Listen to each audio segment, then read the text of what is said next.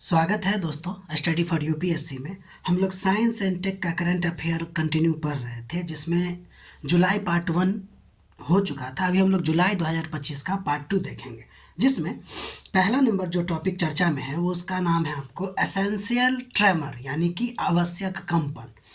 तो यह एक प्रकार का रोग है। पहली बात तो ये समझ लीजिए कि ये डिजीज है, और इसके ये चर्चा में क्यों था, तो इसके रोगी जो थे ना, वो अपने विकार के लिए एक गैर सर्जिकल उपचार होता है जिसका नाम है एमआर निर्देशित फोकस्ड अल्ट्रासाउंड, ठीक है, वो करवाया था। इसलिए आपको ये रोग चर्चा में हुआ जिसका नाम है एसेंशियल ट्रेमर, यानी कि आवश्यक कंपन।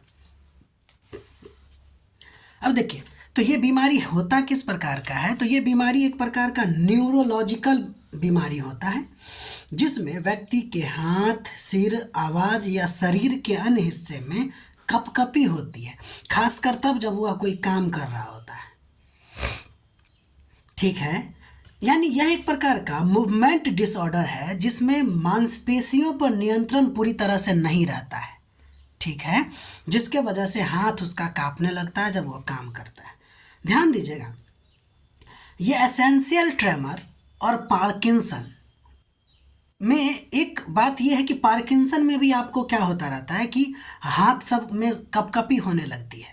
लेकिन सबसे बड़ा अंतर पार्किंसन से ये है कि पार्किंसन में ना आराम के स्थिति में भी आपको कंपन होता रहता है, जबकि एसेंशियल ट्रेमर में आराम की स्थिति में कंपन नहीं होता रहता है, ठीक है, यानी कपकपी नहीं होता रहता है।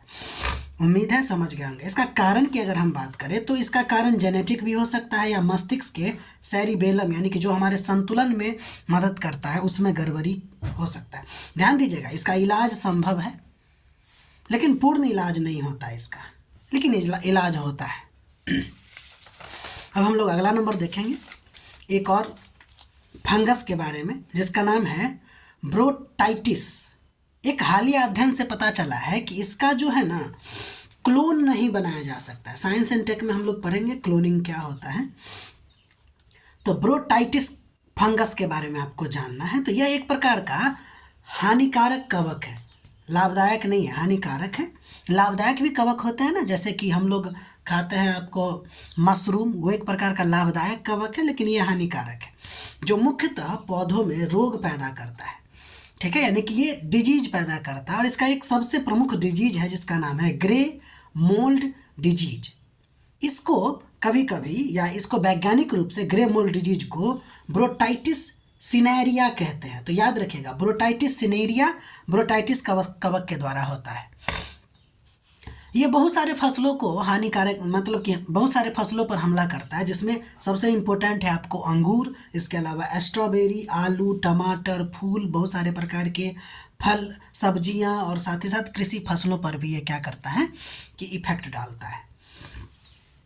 अगर हम कहें तो इसके बारे में एक और बात याद रखिएगा कि ये सेंटेंस दे सकता है कि यह एक नेक्रोट्रॉफिक फंगस होता है। नेक्रोट्रॉफिक, इसका मतलब ये है कि यह स्वस्थ, मतलब कहने का ना कि स्वस्थ कोशिकाओं पर ये डायरेक्ट इफेक्ट नहीं करता है। पहले क्या करता है, ये कोशिकाओं को मारता है और फिर उससे उसका पोषण लेता है। यानी एक प्रकार से ना ये सेप्रोफाइटिक और पैरासाइटिक न्यूट्रिशन का मिला जुला रूप है ये, ठीक है। तो नेक्रोट्रॉपिक फंगस का ये एक प्रकार होता है।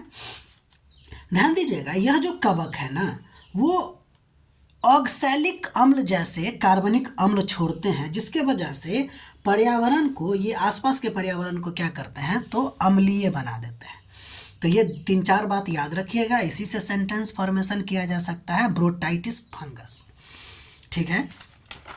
अब हम लोग आगे बढ़ते हैं। एक और टॉपिक जो चर्चा में था जिसका नाम था डेंगूऑल।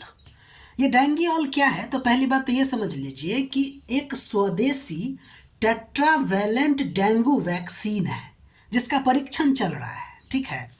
और इस परीक्षण को लेकर ना 50% नामांकन ये प्राप्त कर चुका है कि लोग इस पे परीक्षण किया जाएगा, इस तरह से। यानी अगर आपको डेंगूऑल शब्द मिले तो इसका मतलब है कि डेंगू का वैक्सीन है, लेकिन भारत का स्वदेशी बनाए जाने का प्रयास किया जा रहा है। यानी कि अब भारत का पहला स्वदेशी डेंगू वैक्सीन विकसित करने का प्रयास किया जा रहा है। अभी बाजार में उपलब्ध नहीं है क्योंकि मान्यता इसकी पेंडिंग है। अभी 3rd चरण चल रहा है, 4th चरण के बाद फिर इसका मान्यता हो जाएगी।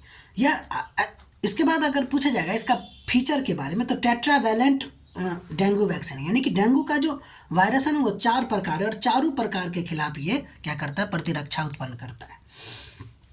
इसको बनाने का जो काम किया वो पैनेसिया बायोटेक ने national institute of health NIH से लाइसेंस के साथ विकसित किया जा रहा है। यानी कि पैनेसिया बायोटेक जो है आपको इसको विकसित कर रहा है। उम्मीद है डेंगूओल के बारे में समझ गए होंगे। ये एक प्रकार का स्वदेशी डेंगू वैक्सीन विकसित किया जाने का प्रयास चल रहा है, अभी नहीं है, चल रहा है। एक और है जापानिका चावल या जापानिका चावल, ठीक है, ये भी आपको चर्चा में था। एक्चुअली अपने भारत में बहुत कम होता है जापानिका चावल।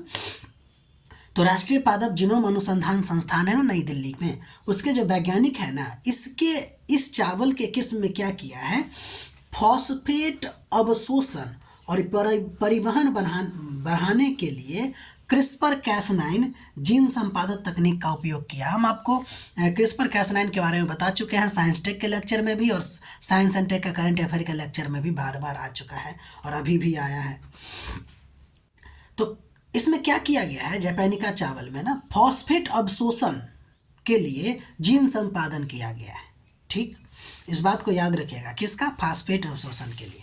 अब ध्यान दीजिए, अगर जापानिका चावल की बात करें तो मुख्य रूप से पूर्वी एशिया में, खासकर जापान में, चीन में, कोरिया आदि देशों में इसका क्या किया जाता है कि इसका मतलब उपज होता है और खाया भी जाता है। यह छोटा होता है, मोटा होता है और पकने पर चिपचिपा हो जाता है। एक सुशी फूड नहीं आता है जापान में, तो उसमें आपको क्या किया जाता है कि इसका उपयोग किया जाता है क्योंकि चिपचिपा होता है ना। अगर हम देखें तो भारत में ज़्यादातर इंडिका राइस उगाया जाता है, जबकि जापानिका जो राइस है वो बहुत कम मात्रा में पाया जाता है, ठीक है ना। तो हम लोग के यहाँ ज़्यादातर इंडिका राइस खाया जाता है, ठीक है, यानी कि इंडिका राइस से अलग होता है। एक और टॉपिक आपको चर्चा में आ गया है जिसका नाम है अल्टर मैग्नेट। अच्छा, ये जो है एक नई खोजी गई चुंबकीय अवस्था है जो कहे तो फेरोमैग्नेट और एंटी फेरोमैग्नेट दोनों से अलग या कहे तो दोनों का सम्मिलित गुण वाला है। यानी यह एक ऐसा मटेरियल है जो बाहर से मैग्नेटिज्म नहीं दिखाता है, लेकिन उसके अंदर का जो इलेक्ट्रॉन है ना वो मैग्नेटिक बिहेवियर, यानी क्वांटम लेवल पे आपको मैग्नेटिक बिहेवियर दिखाता है, लेकिन एक्चुअली में ये मैग्नेटिज्म वाला पार्ट, मतलब कि अगर ऊपरी तौर पर देखें तो ये मैग्नेटिज्म का बिहेवियर शो नहीं करता, ठीक है।